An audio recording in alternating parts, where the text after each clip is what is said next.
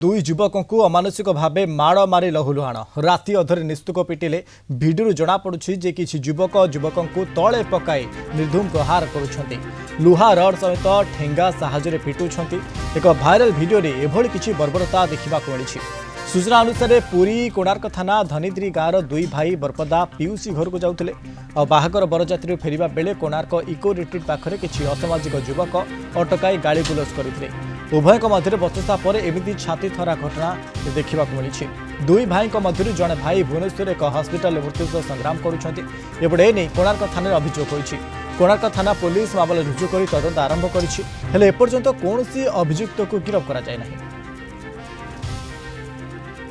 बरपदार फेरुलु आमको शोष लगे आम आसी चंद्राघाटी टर्निंग बेस आम ठिया होइछु जस्ट ओह्लैकी पानी पीकी जस्ट ओह्लैछु तो आम सी आमको अश्लील भाषा सोदाहती कले आम भी किसी कहनु तार मो भाई को मुझे खाली एति कहली जे मुझे अरे पिंटू आ सी कौन सोदाहती करती आमती अश्लील व्यवहार करते आम ये जीवा हारी एति कहवा पूर्व कौन सुविधा कौन नहीं आम जानू आमको पछाड़े आसिक आक्रमण कले।